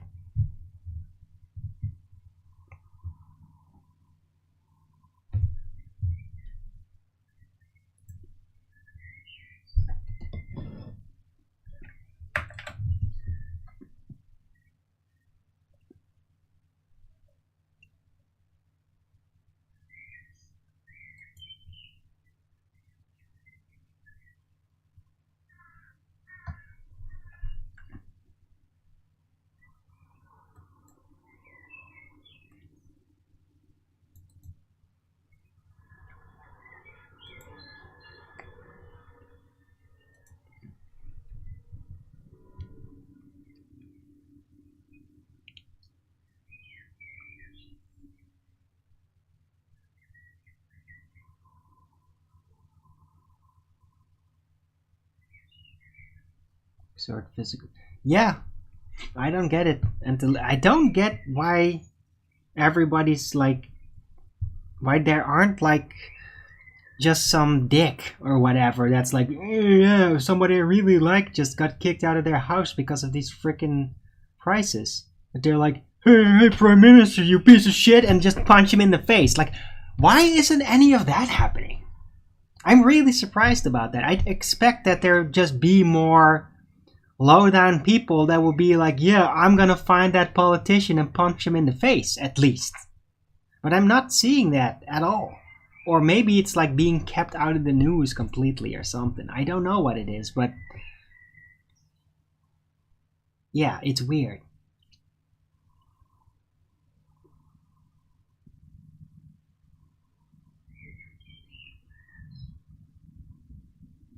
Anyway, I am gonna round out the show though. It's been a full 2-hour show. Hope everybody appreciated it.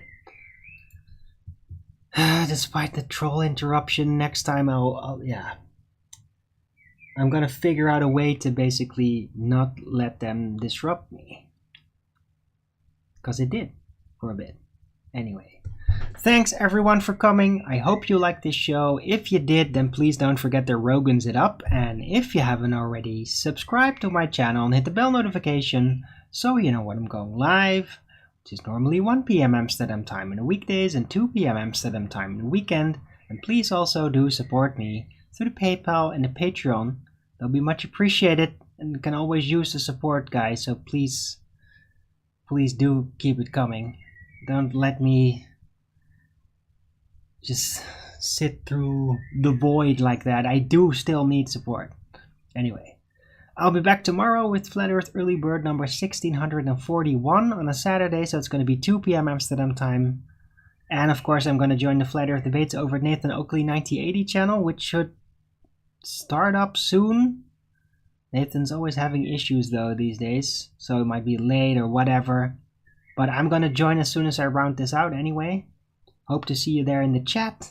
And until the next video, keep it flat and enjoy the nice weather.